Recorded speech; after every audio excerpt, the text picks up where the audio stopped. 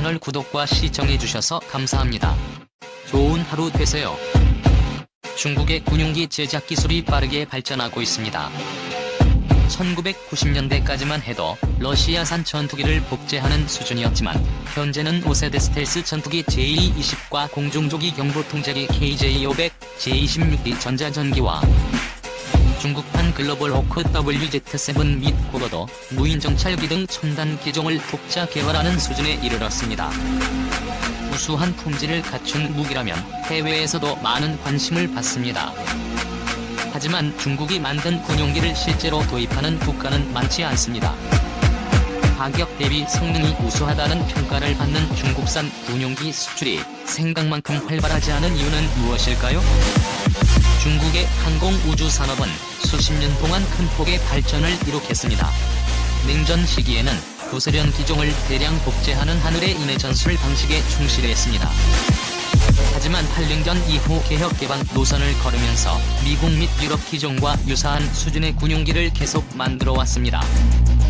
특히 일부 선진국에서만 개발한 군용기를 선보이며 관련 기술이 빠르게 발전하고 있다는 점을 알리는 모양새입니다. 지난달 중국의 CCTV가 훈련 과정을 공개한 WZ-7 무인기는 정찰과 공격 임무 수행이 가능한 다목적 고고도 무인기입니다.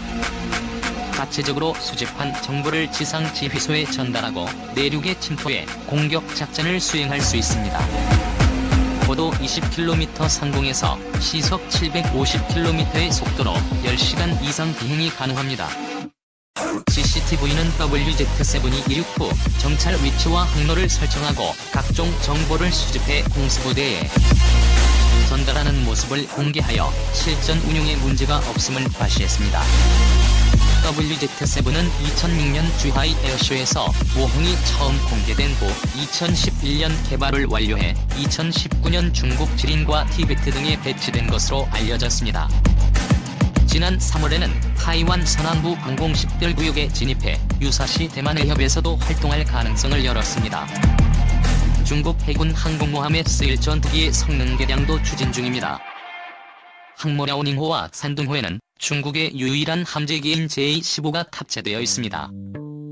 하지만 기술적으로 개선해야 할 부분이 적지 않아 실제 전투 능력이 부족하다는 지적을 받아왔습니다. 최근 중국은 J-15의 성능을 높인 것으로 추정되는 개량형 J-15를 공개했으며 개량형 J-15는 중국산 최신형 공대공 미사일 PL-10을 탑재합니다. PL-10은 기존보다 높은 수준의 기동성과 적외선 유도 능력을 지니고 있어 공중전에 유리합니다. 조종석 전면과 날개에 있는 적외선 검색 및 추적 시스템이 바뀌고 다기능 이상 배열 레이더가 장착되는 등 항공 전자장비 성능도 향상된 것으로 추정되고 있습니다. 착륙 장치도 강화돼 스키 점프대를 사용하는 랴오닝호와 산둥호는 물론 사출 장치를 사용하는 차세대 항모에서도 운용이 가능하다는 평가입니다. 앞서 중국은 미국의 F-35를 겨냥해 스텔스 전투기 FC-31을 개량한 함재기를 공개한 바 있습니다. J-15가 성능 개량을 통해 전투력을 높였지만 그 수준은 4.5세대입니다. 레이더에 탐지될 확률을 크게 낮춘 미국의 5세대 스텔스기인 F-35와 맞서기에는 제약이 많습니다. 스텔스 함재기의 필요성이 제기되는 대목입니다. 하지만 J-20은 외형이 매우 커서 항모에 수납하기가 어렵습니다. 그래서 스텔스 성능을 지닌 소형 함재기가 필요한 이유입니다. FC-31은 J-20보다 작아서 함재기로 쓰일 수 있는 잠재력을 갖췄다는 평가입니다.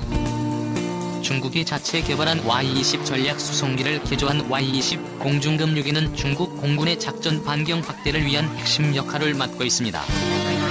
중국 공군은 대만 해협과 남중국 해를 작전 지역에 포함하고 있으나 항속거리의 한계로 작전에 제약이 있었습니다. 하지만 중국산 공중급유기를 확보하면서 이 같은 문제도 해소될 전망입니다. 대만 국방부도 중국의 Y-20 전략 수송기의 존재를 확인했습니다.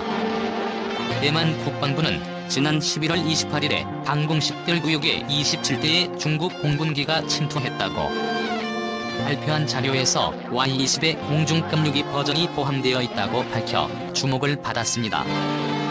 중국이 개발한 Y-20은 미국의 C-17에 버금가는 대형 수송기로 최대 66톤의 화물을 운반할 수 있는 것으로 알려졌으나 대만 국방부가 발표하기 전까지 Y-20의 공중급유기 버전이 존재하는지는 확인되지 않았었습니다.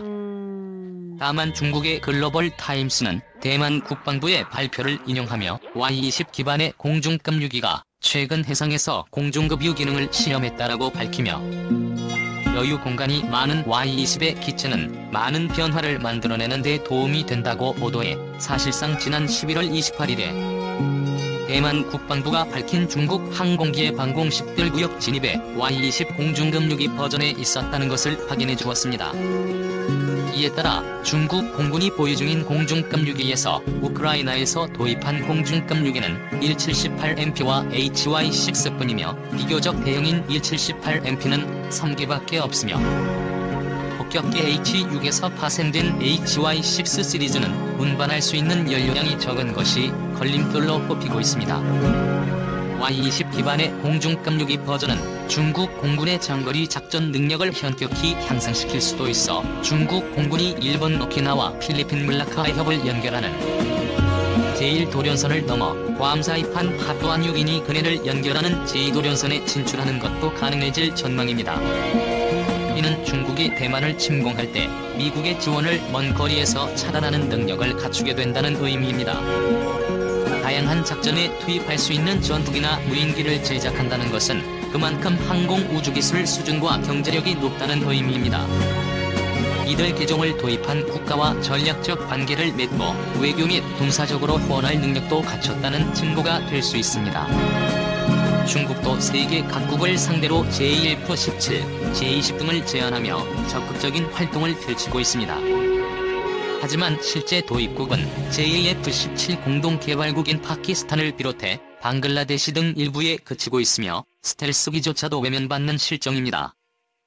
무인기는 전투기보다는 더 많은 관심을 받아 이집트와 나이지리아 등에 판매됐지만 미국이나 터키제에 밀리는 모양새입니다. 이 같은 추세가 벌어지는 원인으로는 중국의 공격적인 대외 정책이 지목됩니다. 첨단 군용기를 거래하는 것은 판매국과 구매국 간 전략적 관계를 구축하고 군사협력을 강화한다는 의미입니다. 고도의 정치적 행위로서 높은 수준의 국가적 신뢰관계 구축이 필수입니다. 그런데 중국은 최대 잠재적 시장인 아시아에서 신뢰를 얻지 못하고 있습니다. 남중국 해에서 전개되는 중국의 군사적 행동은 주변국을 불안하게 만들고 불신을 키우고 있습니다. 중국은 베트남과 말레이시아 및 인도네시아 등 동남아 국가들과 남중국 해에서 영유권 분쟁을 벌이고 있습니다. 지난 6월에는 중국 공군기 16대가 보르네오 섬 코타키나발루 비행정보구역에 진입했습니다. 뿐만 아니라 중국은 말레이시아 측은 코타키나발루 비행정보구역 항공교통관제소에 연락하라고 요청했으나 중국 공군기는 따르지 않았습니다.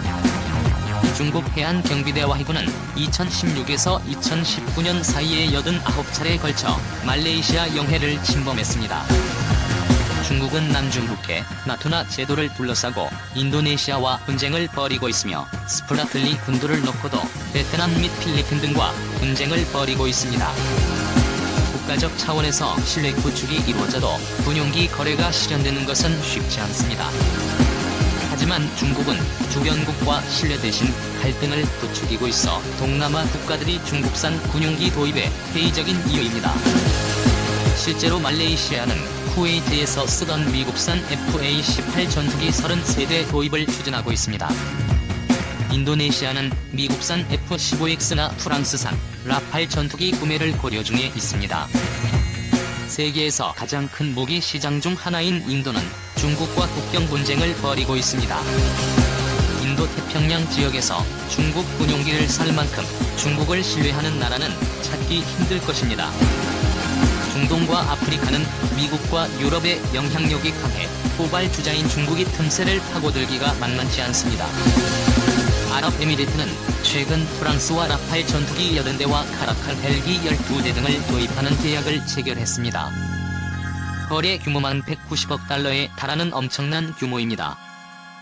중국으로서는 그나마 수출 가능성이 있는 곳이 인도-태평양 지역이지만 지금처럼 정치적 신뢰 구축 대신 갈등과 대립을 불러일으킨다면 중국산 군용기의 수출은 앞으로도 많은 제약을 받을 것으로 전망되고 있습니다.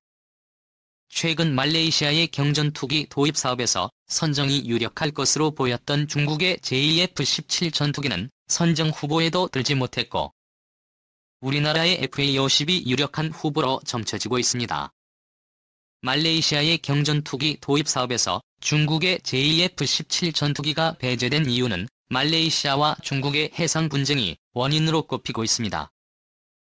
특 이러한 국제 정세를 이용한다면 동남아 지역에서 한국의 군용기가 더욱 더 많이 수출할 가능성이 높아질 것입니다. 채널 구독과 시청해주셔서 감사합니다.